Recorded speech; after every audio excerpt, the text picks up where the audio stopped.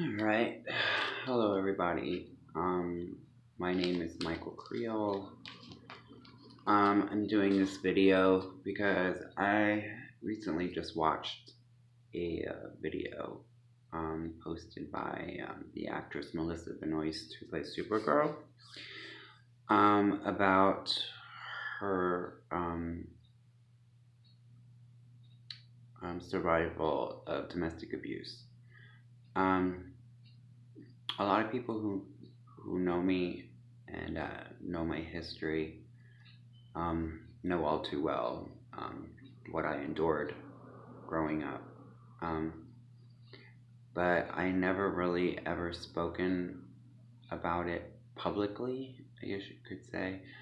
Um, I would say that I am a survivor of child abuse, child molestation, and rape, um, domestic violence,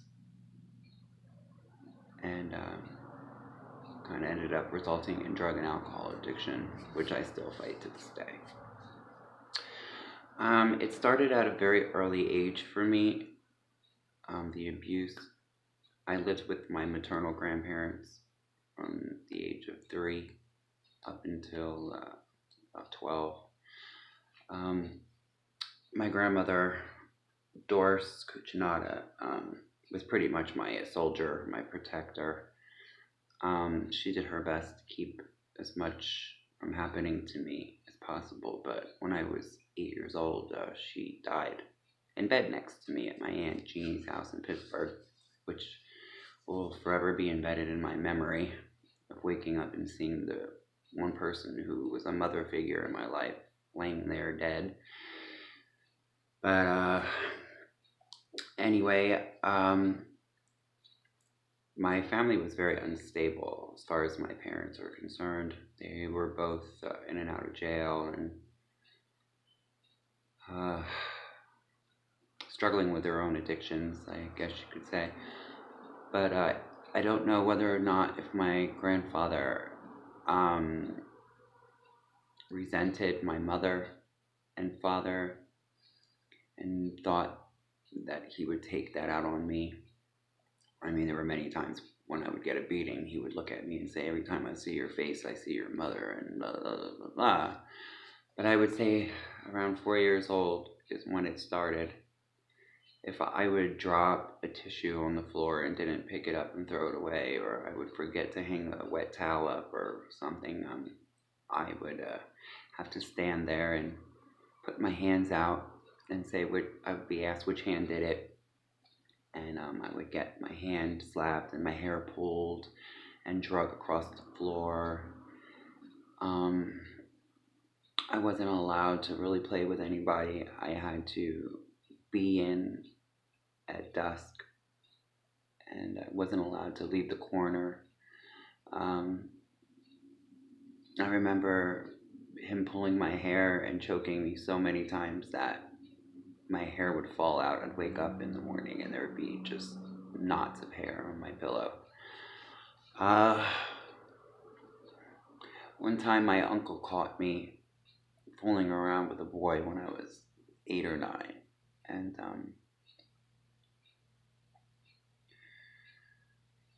uh, he caught me and drugged me in the house and brought me upstairs in the bedroom, and I remember him pulling my pants down and making me lay on my stomach on the bed,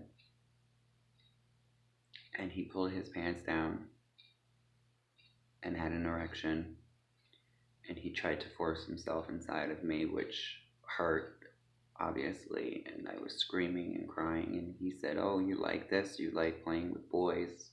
Are you a little fairy?" And, stuff like that, comments. And I remember crying and saying that I'm going to tell my papa, I'm going to tell my mom, and she's going to kick your butt. And he said, if you say anything about this, I'm going to deny it. And, papa will put you in a home, because that was always the threat for me.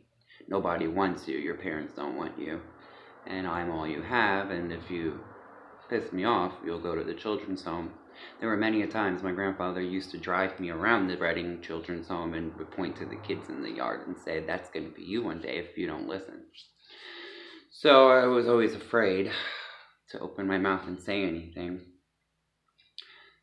It happened a few more times. I remember that I was so afraid to get a C on my report card because my grandfather would tear me down and call me stupid and a failure, and he would beat me, and I knew I'd be sick at school. As soon as I got my report card and I saw there was a C or a D, I knew when I got home I was going to get beat up, and I would be sick, throwing up at school and pale and shaking. I'd be terrified. And I would go home and give him the report card and, got my butt whooped. I probably got a beating almost every other day, maybe twice a day. One time my grandfather was drinking, and I came downstairs and I said to him I was hungry, if he could make me some chicken nuggets. And he got up and turned the Fry Daddy on and made me chicken nuggets and said I could go eat them up in my room. And I went upstairs and ate my chicken nuggets. And I was watching cartoons and stuff, and I remember him screaming, "Michael, come down here, get your effing ass down here now." And I remember coming downstairs like terrified, like what the hell could I possibly have done? I've been in my room this whole time. And he said to me, "Who told you you could turn the Fry Daddy on? Who told you you could cook any chicken nuggets? You could have burned the house down, blah, blah, blah." And I'm looking at him like, "Are you crazy? Pop, you made these for me. You liar." I got slapped across my face. He grabbed me by my hair and drove me into the kitchen and pretty much grabbed me by the throat and my face and put my face to the Fry Daddy and said, "Did you turn this on? Are you going to keep lying?" And I started crying and I'm screaming, "Pop, I swear you made these for me." So to teach me a lesson, he stuck my hand into the hot oil. And I screamed so loud. I'll never forget that. And then he quickly took my hand and ran it under cold water, of course. And I remember going to school at Riverside Elementary, and my teachers asking me what the marks on my face and my neck and the little bald spots I would have in my hair, what was going on at home, was I being abused? And of course I said no.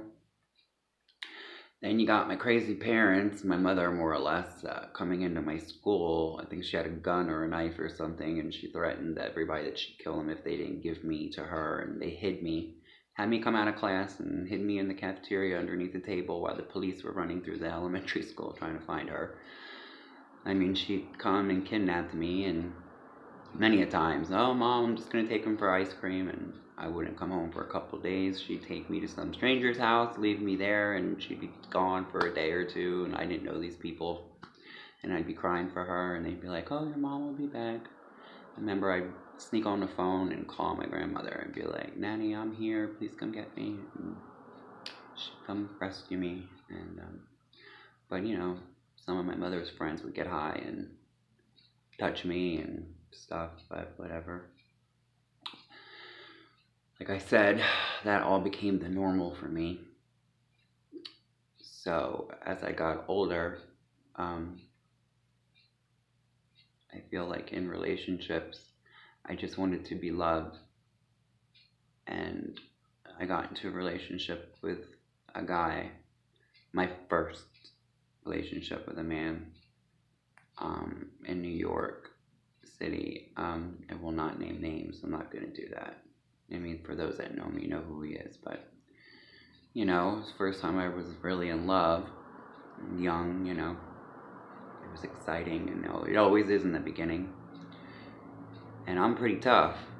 Never been scared to fight. But, it's weird when you love somebody, you let them put their hands on you and disrespect you in a way that anybody else would do it. You'd be ready to go to war.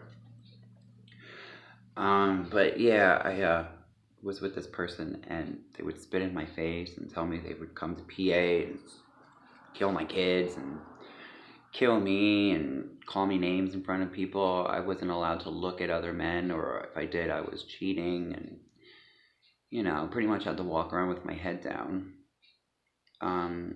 I took that abuse for a year or so, and it became physical where I ended up fighting back. It just, you think sometimes you can love your love will save them from themselves, but it never happens that way. And then I fell in love again, and coming from a family of addicts, that gene's in you, and I ended up being introduced to drugs, and ended up using them to ease my pain and try and forget all my problems in the world and ease the nightmares of my childhood, because I would have nightmares about things that I mean, there's a lot of things I've missed in this video. I mean, I'd be here for a whole day talking to you if I told you everything that had happened to me. But I ended up having children also because one, hiding your sexuality also is stressful. And I knew from a very young age, 5, 6 years old, I knew I liked boys. You know what I mean? So all those people who say, oh, you turn gay, no. You're born that way. I'm sorry. That's a load of crock. But I knew from a young age. But when you live in a society who shuns homosexuality, and the people who love the most are saying faggot and saying words like that, it's kind of terrifying, and you don't want to come out the closet. So I pretended to be a straight guy and ended up becoming a father of 3 girls, which I do not regret. I love my kids more than I love myself. I love those kids. I don't regret them. I was hoping that I would be able to change the cycle, be better to them than what my parents were to me. I wasn't the best dad in the world, but I feel I did a better job than most. But the stress, carrying all that on top of being abused and everything I was holding inside at 16 years old, started drinking, partying, getting high. And it just followed me through my 20s. And that would be my go-to. I have lost very many people that I care about that have passed away. And I just don't think anybody should have to carry all that weight through life. Children are innocent. I'm not one of those people that say, oh, my life sucks, or this happened because, oh, my grandfather hit me, and my uncle touched me and raped me, and this happened because this and this and that. I don't blame them for anything wrong in my life. I chose to screw up in my life, or mistakes I've made, or my own doing. But what I will say is that it damages you, and it's not fair. To this day, I don't have a good bond with my mother, because my biological one anyway, because she's still in her own addiction, and she just can't see past it, and she can't see what it's done to me growing up. Most kids are always like, oh, your mom's so cool, I wish my mom was like that. No, I want my mom to be a mom. I want her to go bake cookies. I want my mom to go to the PTA meetings. I want my mom to watch me at my baseball game. I want a mom. I don't want a party friend and one that wants to go out and drink with me and stuff like that. That's not cool to me. But my mom, you know, she went through the same thing I did growing up. So, but what makes me upset is that I chose to better my life and not let that dictate who I become as an adult. Where my mom will still blame everybody and everything. Oh, well, my father beat me. Well, he beat me too. You left me there, remember? So, but I've moved on past it. I forgave, and I still got to be an adult and be responsible and try and be happy. But I try my best to have a good circle of friends and people in my life that are supportive and understanding and non-judgmental. I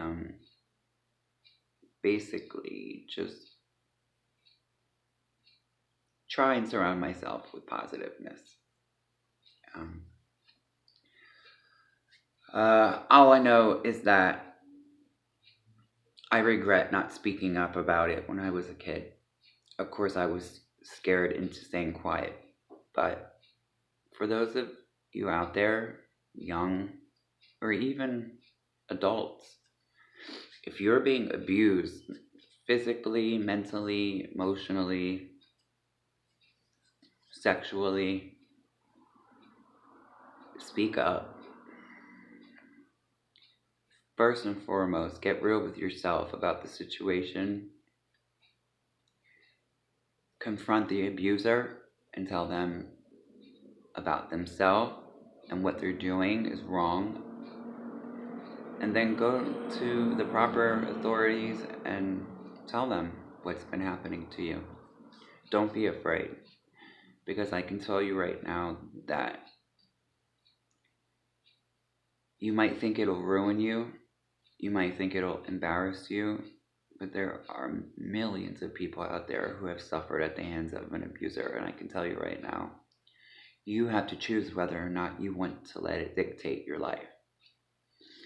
If you need therapy, get therapy, talk about it, don't carry it with you. It's not healthy. Well, that's all. I just wanted to get that out and share. I just hope that anyone who's dealing with any of that stuff hears what I said and feels inspired to at least help somebody you know who's going through it. Or if you are, like I said, get some help. Don't be afraid. All right. Goodbye.